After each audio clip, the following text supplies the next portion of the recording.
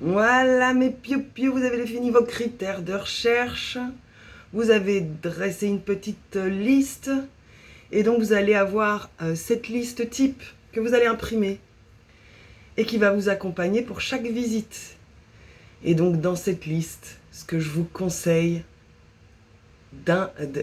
d'obligatoirement checker. Une checklist, c'est des points qu'on check.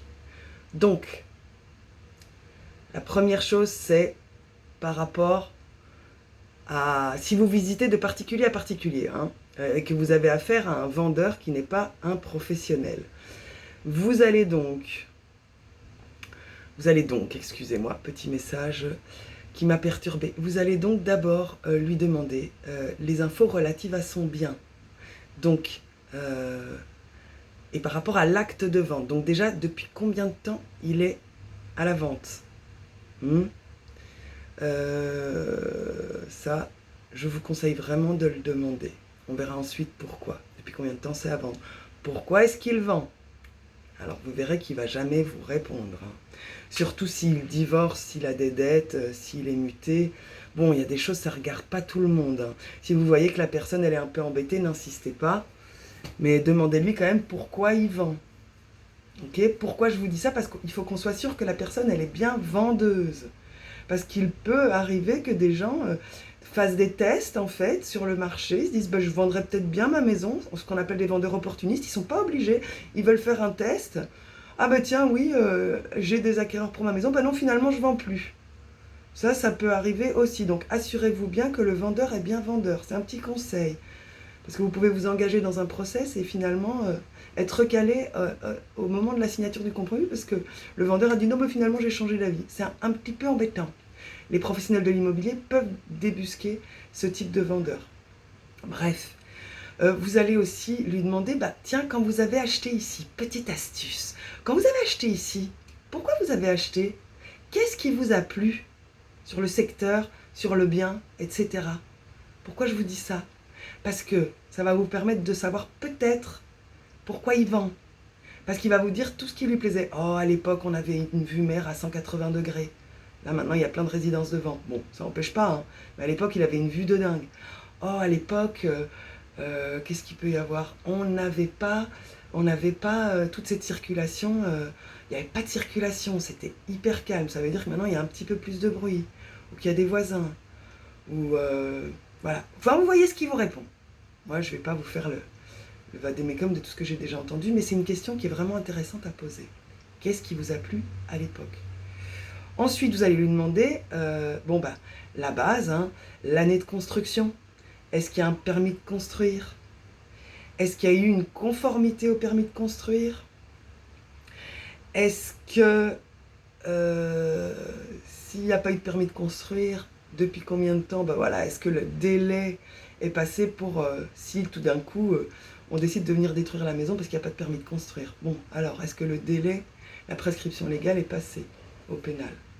Parce que ça peut arriver à La Réunion, il y a énormément de maisons qui ont été construites sans permis de construire si on a dépassé un certain délai. Mais ça, pareil, vous en assurez avec votre notaire.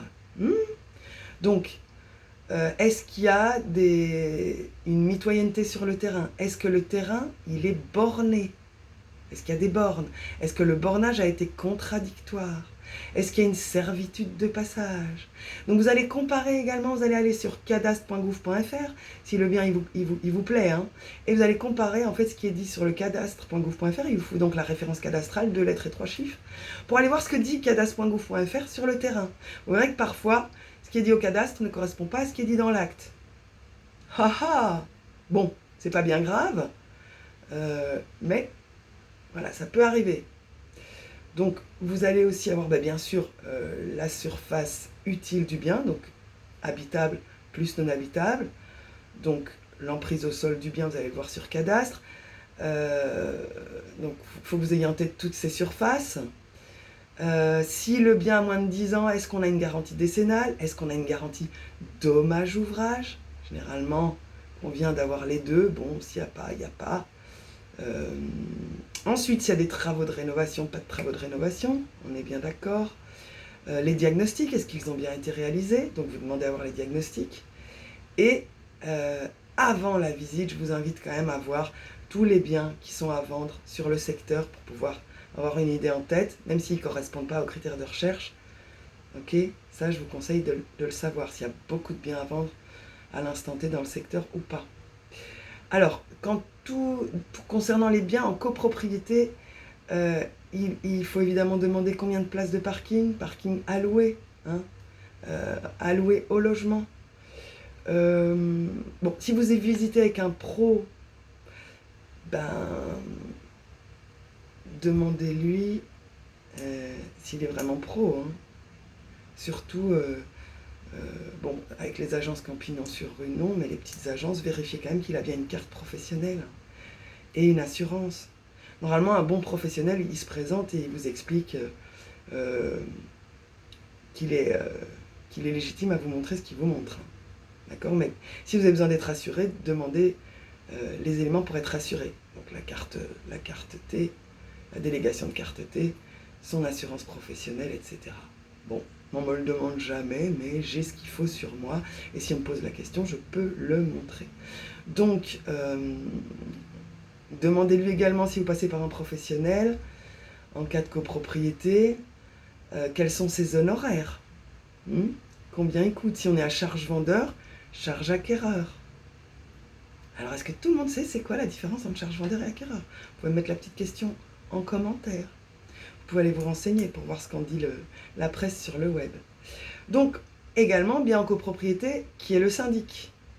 Quel est le montant des charges de copropriété? Quels sont les travaux qui auraient été votés, des travaux exceptionnels qui vont rajouter des nouvelles charges? Alors demandez de manière générale les 3 derniers PV d'Assemblée Générale, ça vous permet de voir l'avis du syndic. Voilà. En gros, ce que je peux vous dire, donc, ayez toujours cette checklist pour pouvoir vous situer par rapport au bien, le prix du marché du bien, les caractéristiques du bien, etc. etc. Et bon courage, hein.